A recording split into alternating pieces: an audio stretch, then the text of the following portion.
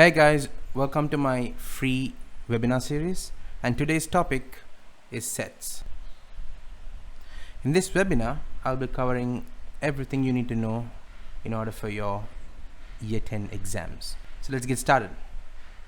These are the objectives of this webinar. However, I will not be covering all of them in this video. So let's get started with the first objective, but we'll have to understand before that what a set is.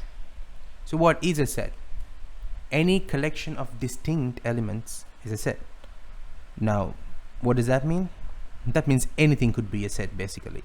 For example, set of people, set of cars, set of animals, anything that you define to be a set could be called a set. Now you can define a set as general as you want it, or you can be very specific about it. For example, if you say set of all living things, that is a very general set. That includes humans, animals, plants, microorganisms, and so on. But if you wanted to be more specific, you could say the set of all fishes or set of all aquatic animals, right? And that narrows it down. Now the set is much smaller compared to what you had earlier on. If you want, you can even more specify it. So it depends on how you define the set, and you can literally define set for anything. Set of shapes, set of polygons, and so on. Now there is something called the universal set. The universal set includes everything. Depending on what we are looking at, we have to define a universal set prior to working out a question. Meaning, in simple terms, what is it talking about? Now the universal set is denoted by the letter epsilon, which looks like a flipped 3, and we'll come into it in more details when we get to the problem solving part. The next question is how you can write down a set, right? So is there a particular way of how you can write down a particular set in math? Actually there are actually 4 different ways that you can write down a set. And the 4 different ways are the descriptive form, the listing form, the Venn diagram, and the set builder form. And before we go into understanding the 4 different methods, we can clearly see that all of them, or at least most of them, starts with a letter A, and it says A equals, and it says something inside a pair of curly brackets. Now this is very important because in set, first of all, we need to name a set.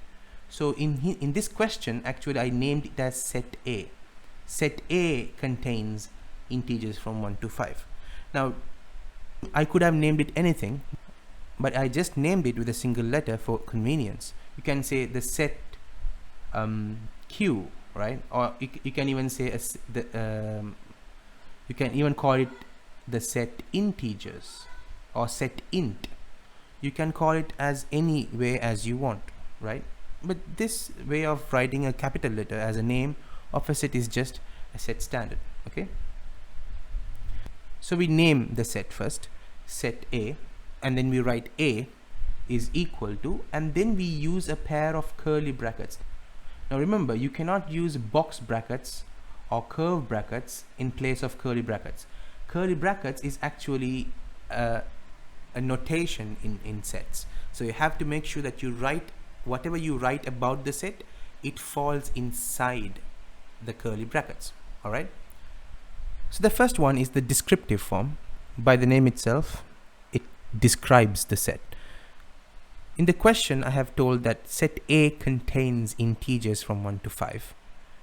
So what you do is you say A contains or A equals to, and you just write integers from 1 to 5. This is what you call as describing the set. So this method of writing it is called as a descriptive form. The second way of writing is the listing form. Now if you take the listing form, it just lists down all the numbers inside a set, right? So in this one, if you see, it says integers from 1 to 5. Integers means whole numbers. So basically whole numbers from 1 to 5 are 1, 2, 3, 4, and 5. Now when it comes to set in set language, we call each of these as an element. So this is 1 is an element of A, 2 is an element of A, 3 is an element of A, 4 is an element of A, and 5 is an element of A. So the word element means that if I say 1 is an element of A, that means 1 belongs to the set A, right? So that's just an extra thing that you need to understand when you're doing the listing form. Each number is considered or called as an element. So that is the second method, which is the listing form. The third method is called the Venn diagram, and the Venn diagram also has numbers in them, just like the listing form. It has all the numbers that you have in the listing form. However, it's not put inside two curly brackets. Instead, it's been put into a circle named A. So it's basically the same thing as listing form. However, instead of writing it within a pair of curly brackets, they have written in a more illustrative way. And the reason behind this will be understood when we go further into the lesson. Finally, the fourth form, or the final way of writing a set, is called the set builder form. And of course, this may look very confusing as to how you write the set builder form. So let's go ahead and analyze that a little bit. So this is the descriptive form, and this is the set builder form. So this says A equals, and it starts with the letter X. In a general way, we would say A equals, and we always start with an X and a vertical line, and then we separate commas as much as we want before we close the bracket. Well, what do we write within the commas? We write the restrictions or conditions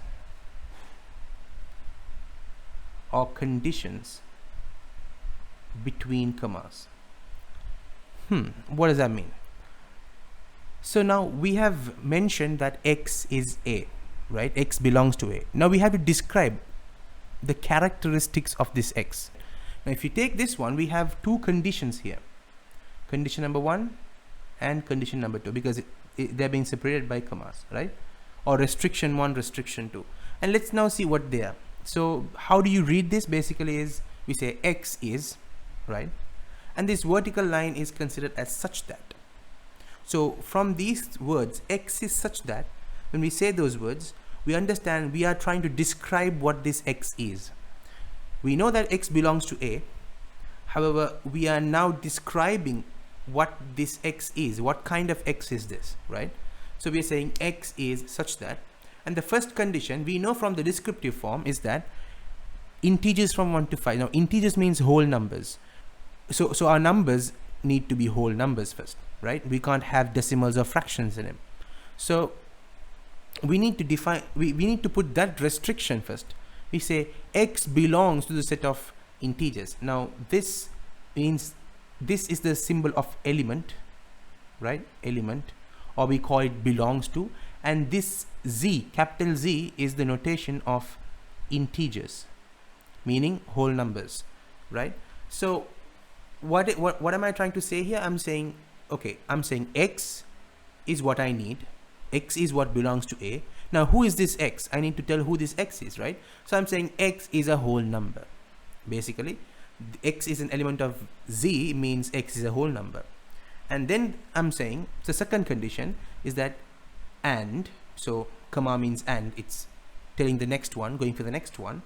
And we say X is greater than or equal to 1 and less than or equal to 5. Now the first condition, it restricted the type of number. We are only looking into integers. The next thing is that we are saying that not all integers, we only need from 1 to 5.